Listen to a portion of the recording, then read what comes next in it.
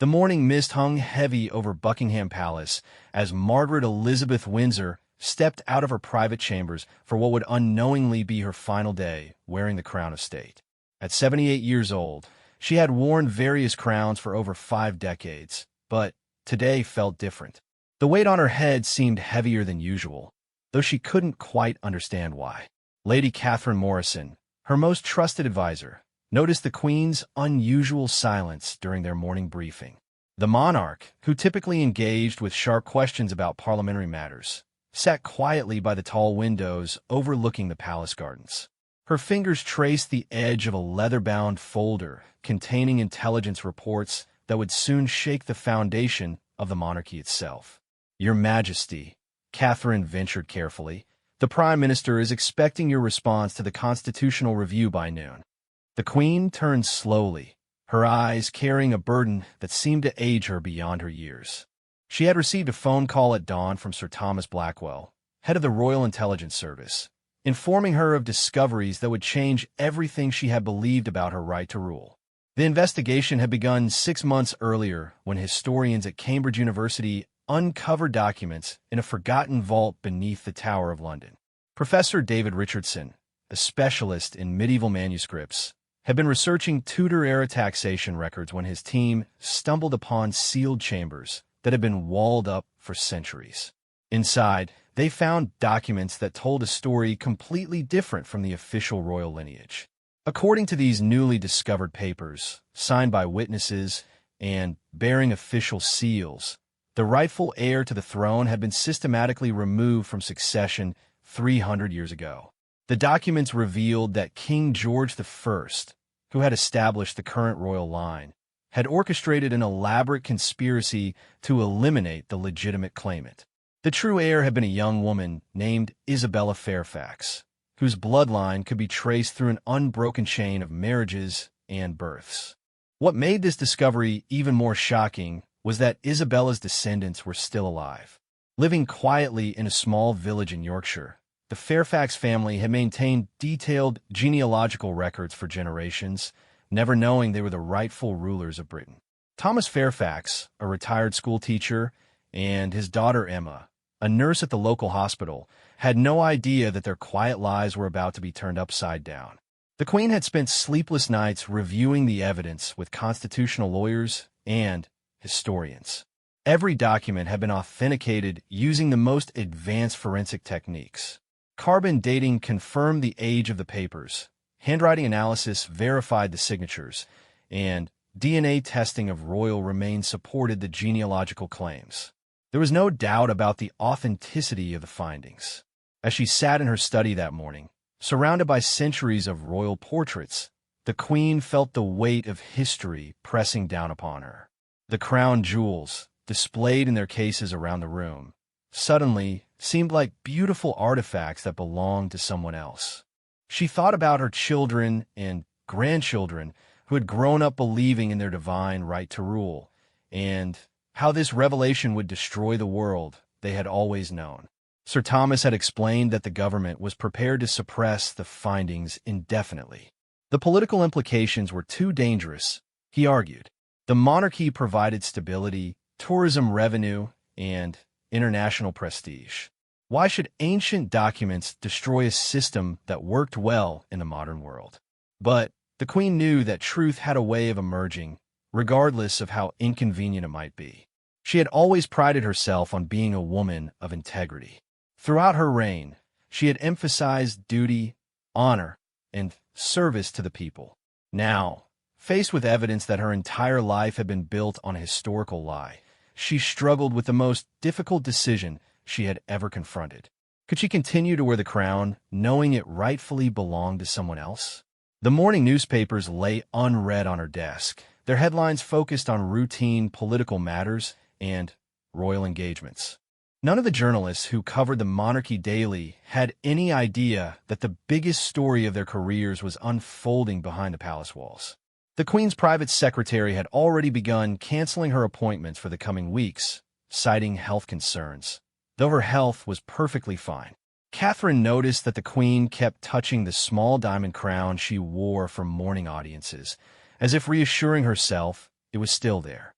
The gesture reminded her of a child clutching a favorite toy, and it broke her heart to see her sovereign in such distress. She had served 3 monarchs in her career, but had never witnessed anything like the internal struggle she saw in the Queen's eyes that morning. The palace staff continued their daily routines, polishing silver, arranging flowers, and preparing for the day's official functions. They had no idea that their employer was contemplating an action that would make her the first British monarch in over 300 years to voluntarily abdicate, not due to scandal or war, but because of a moral imperative to do what was right. As the clock struck 10, the Queen made a decision that would echo through history. She picked up her private phone and dialed a number that Sir Thomas had given her reluctantly. On the other end, in a small Yorkshire cottage, Thomas Fairfax was about to receive a call that would change his life forever.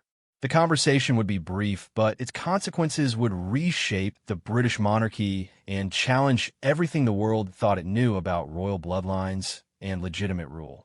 Thomas Fairfax was tending to his roses in the small garden behind his Yorkshire cottage when the telephone rang. At 65, he had developed a routine that rarely included unexpected phone calls, especially not at 10:30 on a Tuesday morning. His daughter Emma had left for her shift at the hospital, and his wife Margaret was visiting her sister in neighboring Harrogate, leaving him alone with his thoughts and his beloved garden. The voice on the other end of the line was unmistakably aristocratic, though he couldn't immediately place it. "Mr. Fairfax," the woman said, "this is Elizabeth Windsor. I believe we need to have a conversation about your family's history." Thomas nearly dropped the receiver. Even in his remote village, everyone recognized the Queen's voice from television broadcasts and radio addresses. "Your Majesty," he stammered, wondering if this was some elaborate joke being played by his former teaching colleagues. "I'm sorry, but I think there must be some mistake." The Queen's response was gentle but firm. She explained that researchers had uncovered documents that suggested his family had a claim to the throne that predated her own by several generations. She requested a private meeting away from the media and government officials to discuss matters that could affect both their families. Thomas sat heavily in his kitchen chair, staring at the faded family photographs on the mantelpiece. His grandmother had always insisted that their family descended from nobility, but he had dismissed her stories as the romantic fantasies of an elderly woman who read too many historical novels. She had kept detailed family records in an old wooden box, documenting births, marriages, and deaths going back centuries, but he had never paid much attention to the names and dates she so carefully preserved. After hanging up the phone, Thomas climbed the narrow stairs to the attic where his grandmother's belongings remained untouched since her death 15 years earlier. The wooden box sat exactly where he remembered it, covered in dust and surrounded by other family heirlooms. Inside, he found the carefully preserved documents his grandmother had treasured: marriage certificates, birth records, and family trees drawn in her meticulous handwriting. For the first time in his life, he studied the papers seriously. The family line stretched back through centuries of Fairfax descendants, each generation carefully documented with dates and locations. According to his grandmother's records, their ancestor Isabella Fairfax had been born in 1701 and had married into a noble family before mysteriously disappearing from official records around 1720. The family tree showed an unbroken line of descent from Isabella to his own daughter Emma. Meanwhile, back at Buckingham Palace, the Queen was preparing for the most difficult conversation of her life. She had decided to meet with Thomas Fairfax personally, without the presence of government officials or legal advisors who might try to influence their discussion. Lady Catherine had arranged for a discreet location, a private room at a country hotel halfway between London and Yorkshire, where they could speak freely without fear of discovery by the media. The drive to Yorkshire gave the Queen time to reflect on the irony of her situation. She had spent her entire reign emphasizing tradition, continuity, and the sacred nature of royal succession. Now she was about to meet with a man whose very existence challenged the legitimacy of everything she represented. The constitutional crisis this revelation could create might destabilize not just the monarchy, but the entire British political system. As her car wound through the countryside, she thought about her predecessors who had faced similar challenges to their authority. Unlike her ancestors who had often resolved such problems through violence or political manipulation, she was determined to handle the situation with complete honesty and integrity. The crown had survived scandals, wars, and political upheavals, but it had never faced a challenge to its fundamental legitimacy backed by such overwhelming evidence. Thomas arrived at the hotel 30 minutes before the appointed time, wearing his best suit and carrying the wooden box containing his family's documents. The hotel manager, who had been sworn to secrecy, escorted him to a private dining room where he waited nervously for the arrival of the woman who had ruled his country for over 50 years. When the Queen entered the room, accompanied only by Lady Catherine, he was struck by how small and vulnerable she appeared without the formal trappings of monarchy. Their conversation began awkwardly, with both parties uncertain how to address such an unprecedented situation.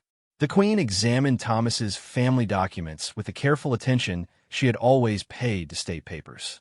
She asked detailed questions about his grandmother's sources and methods for preserving the family history.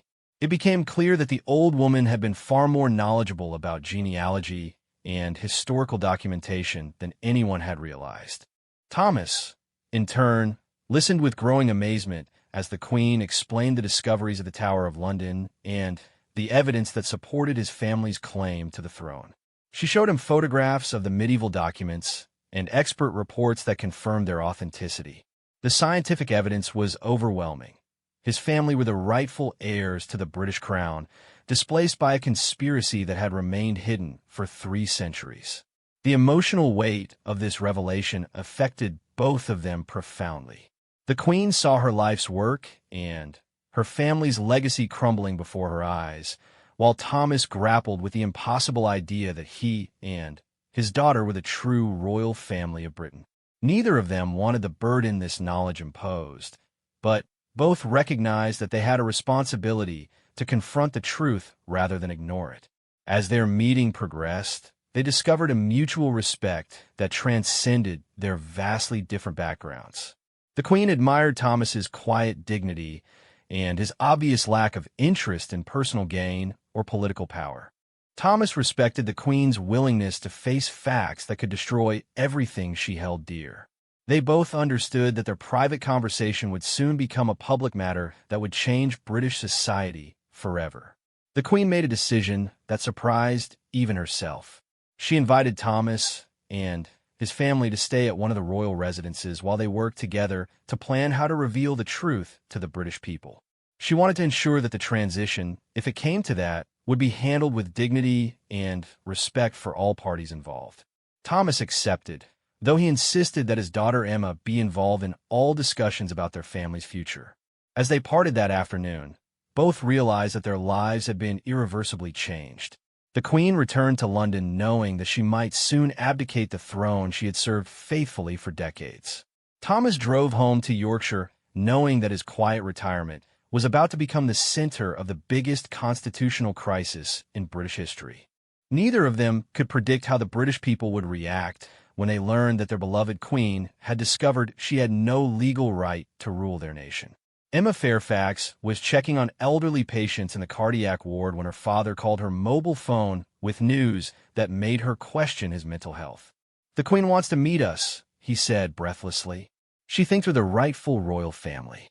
Emma's first instinct was to recommend that he see a doctor, but something in his voice convinced her that he was completely serious. The drive from the hospital to her childhood home felt surreal. Emma had always been proud of her father's work as a teacher and her own career as a nurse, but they had lived modest, unremarkable lives in their small village. The idea that they could be connected to the royal family seemed like something from a fairy tale, not reality. When she arrived at the cottage, she found her father sitting at the kitchen table surrounded by old documents and photographs, looking completely overwhelmed. He explained the Queen's phone call and their planned meeting, showing Emma the family records that their grandmother had maintained so carefully. For the first time, Emma examined the faded marriage certificates and birth records that traced their family line back through centuries.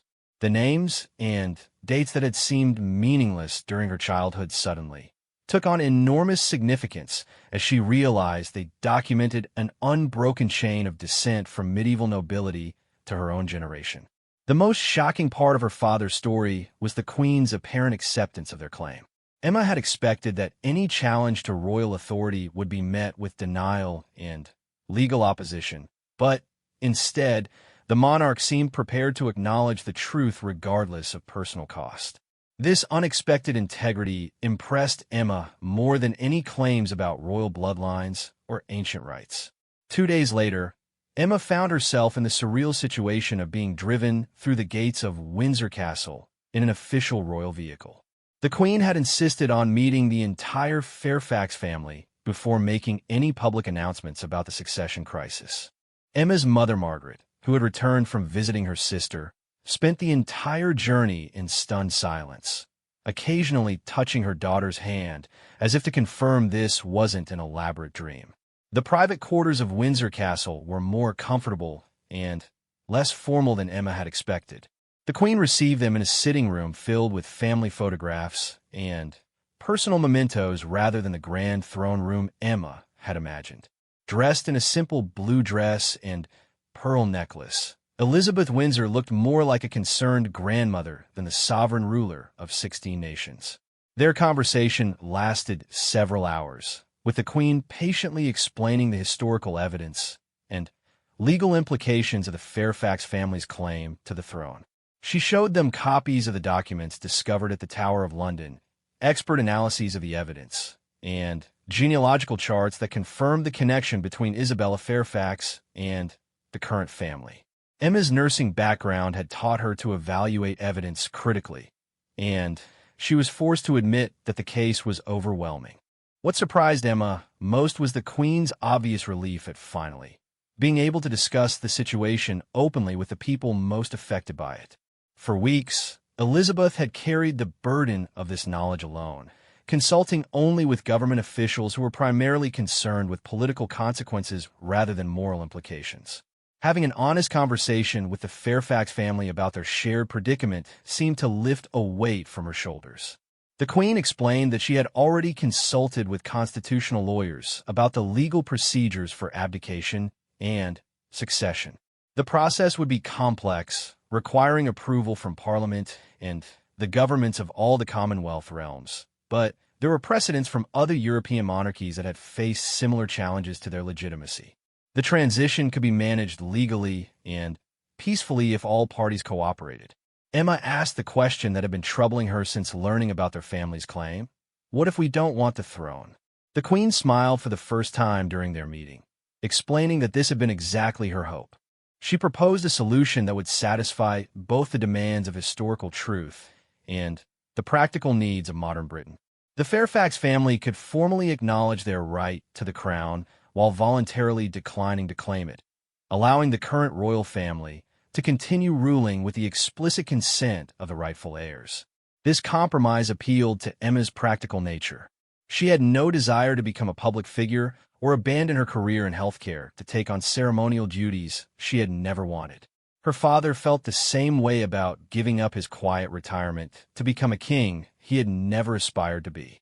However, they both agreed that the truth about royal succession deserved to be acknowledged publicly, regardless of its practical consequences. The Queen's relief at their decision was obvious, but she insisted that the choice must be made freely, without any pressure from the current royal family or the government. She arranged for the Fairfax family to stay at Sandringham for a week, giving them time to consider their options while consulting with independent legal advisors who could explain all their rights and possibilities. She wanted to ensure that their decision was fully informed and completely voluntary. During their stay at Sandringham, Emma experienced the strange reality of living in a royal residence while technically being its rightful owner. The irony wasn't lost on her that she was being treated as a guest in properties that legally belonged to her family. The staff, who had been informed of the situation in general terms, treated the Fairfax family with a mixture of curiosity and respect that made everyone feel awkward. Emma spent long walks in the estate gardens discussing the situation with her parents. Her mother, Margaret, was overwhelmed by the sudden attention and responsibility, preferring to defer to her husband's judgment. Her father, Thomas, was torn between his natural inclination to avoid publicity and his sense of duty to honor their grandmother's memory by acknowledging the truth she had preserved so carefully for generations. The decision became easier when they met other members of the royal family who visited Sandringham during their stay. Prince Charles, who would normally have been heir to the throne, impressed them with his gracious acceptance of the situation and his support for his mother's decision to confront the truth honestly. The younger royals seemed almost relieved to learn that their futures might not be bound by the rigid protocols and public scrutiny that came with their hereditary positions. By the end of the week, the Fairfax family had reached a unanimous decision. They would publicly acknowledge their rightful claim to the British throne while simultaneously renouncing that claim in favor of the current royal family, on the condition that the historical truth be acknowledged and the story of Isabella Fairfax be properly recorded in official histories. This solution would satisfy both legal requirements and practical politics while ensuring that their grandmother's careful preservation of family records would finally be vindicated. The Queen accepted their decision with visible gratitude, but insisted that the announcement be carefully planned to minimize shock and confusion among the British public. The revelation that the royal family had ruled for 3 centuries without legitimate authority would be difficult enough for people to accept without creating additional chaos through poor communication. The next phase would require the most delicate political and media management in recent British history. The Prime Minister's face drained of color as the Queen explained the situation in her private study at Buckingham Palace. Sir Richard Pemberton had dealt with constitutional crises before, but nothing had prepared him for news that the entire legal foundation of the British monarchy was built on a 300-year-old deception. His first instinct was to suppress the information indefinitely, arguing that public knowledge of the succession issue would create political chaos that could destabilize the government. "Your Majesty," he said carefully, "surely we can find a way to handle this matter privately. The Fairfax family seems reasonable, and I'm certain we can reach an agreement that protects both their interests and the stability of the realm." The Queen's response was firm but gentle. She had already committed to public disclosure of the truth, regardless of political consequences. The Fairfax family deserved recognition for their centuries of unknown sacrifice, and the British people deserved to know the real history of their monarchy. The Queen's decision forced the Prime Minister into the most complex political challenge of his career. He had to coordinate with Parliament, the Commonwealth governments, the Church of England, and the media to manage a revelation that would shock the world. The legal implications alone were staggering. Every law signed by British monarchs for 3 centuries could potentially be challenged as invalid, creating chaos in the courts and uncertainty about the legitimacy of government actions. Sir Richard's first priority was briefing the leader of the opposition and the heads of the major political parties. The meeting in the cabinet room was tense, with politicians from across the spectrum struggling to understand how such a fundamental error in royal succession could have remained hidden for so long. Some argued for complete secrecy, while others demanded immediate public disclosure. The Prime Minister found himself in the unusual position of supporting the Queen's decision against opposition from his own party members. The legal complexities were handled by the Attorney General, who worked around the clock with constitutional experts to develop a framework for managing the succession crisis. The proposed solution involved Parliament passing emergency legislation that would validate all previous royal actions while officially recognizing the Fairfax family's superior claim to the throne. This would allow the transition to proceed smoothly while addressing legal concerns about the monarchy's past legitimacy. Meanwhile, the Queen's private secretary worked with media advisors to plan the most significant royal announcement in modern history. The statement would need to explain complex historical evidence in terms the general public could understand, while reassuring people that the monarchy would continue functioning normally despite the dramatic revelation about its legal foundations. The timing of the announcement was crucial. It needed to be coordinated with Parliament's legislative response and the Fairfax family's public statement. Emma Fairfax found herself thrust into an unfamiliar world of media training and legal consultations. Despite her decision to renounce any claim to the throne, she would still need to appear at press conferences and formal ceremonies to make her family's position clear. The Queen insisted on providing her with the same advisors who had prepared royal family members for public appearances, ensuring that Emma would be ready for the intense scrutiny that would follow the announcement. The most challenging aspect of the transition was coordinating with the governments of the Commonwealth realms. Countries like Canada, Australia, and New Zealand would need to approve any changes to the royal succession, and their leaders required detailed briefings about the historical evidence and proposed solutions. Some Commonwealth governments expressed concerns about the precedent this might set for challenging established authority, while others praised the Queen's commitment to historical truth. Religious leaders were consulted about the implications for the Queen's role as head of the Church of England. The Archbishop of Canterbury spent hours studying the historical documents and consulting with theologians about whether the Church could continue recognizing monarchs whose claim to the throne was legally questionable. Eventually, Church leaders concluded that divine providence could work through human discoveries of truth, and that the monarchy's spiritual legitimacy was not necessarily dependent on perfect legal succession. The security implications were enormous. Intelligence services had to prepare for potential civil unrest, Republican movements that might use the succession crisis to challenge the monarchy entirely, and foreign governments that might try to exploit British political instability.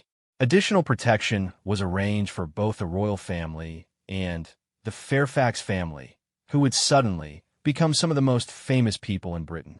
Public opinion polling conducted in secret showed that British attitudes toward the monarchy were complex enough to survive even this dramatic revelation. While some people would certainly be shocked and angry about the deception, many others were more interested in how the situation would be resolved than in assigning blame for historical events beyond anyone's control. The Queen's reputation for integrity and duty had built up enough goodwill to weather the initial storm of controversy.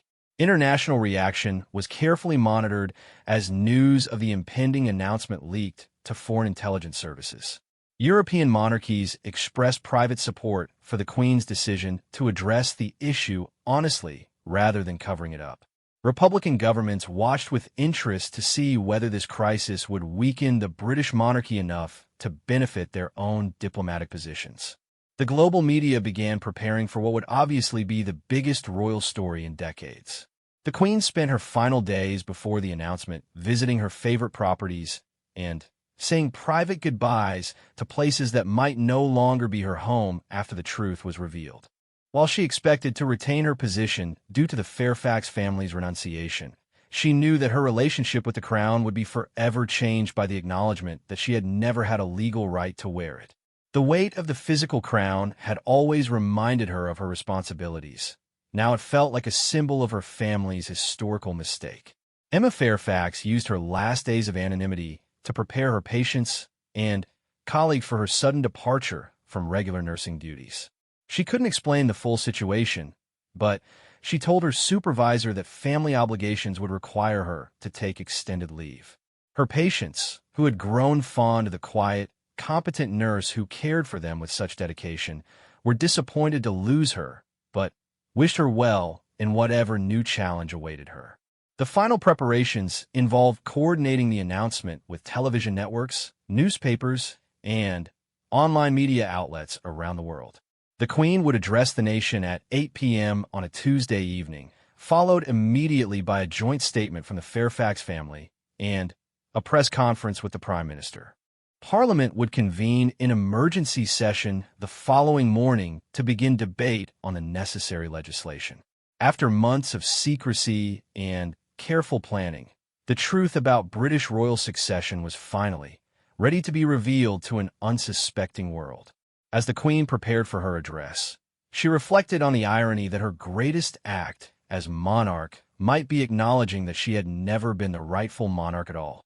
History would remember her not for her long reign, but for her courage in confronting an inconvenient truth that lesser leaders might have chosen to ignore. The crown that had defined her life was about to be removed, not by force or scandal, but by her own commitment to honesty and justice. The television cameras were in position as the Queen entered the blue drawing room at Buckingham Palace for what would become the most watched royal address in British history.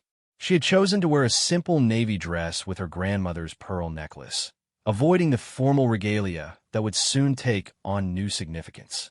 The speech she was about to deliver had been written entirely in her own hand, without input from speechwriters or government officials who might soften its impact.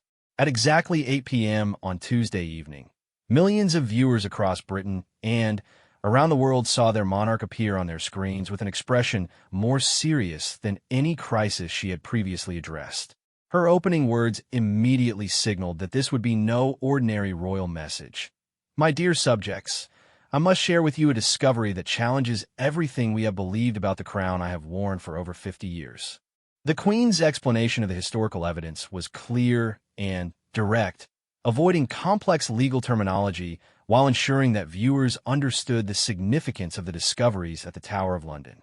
She displayed photographs of the ancient documents on screen, explaining how modern forensic analysis had confirmed their authenticity and their implications for royal succession. Her voice remained steady throughout, though those who knew her well could detect the emotion beneath her composed exterior. The most powerful moment of the address came when the Queen formally acknowledged that the Fairfax family possessed a superior claim to the British throne.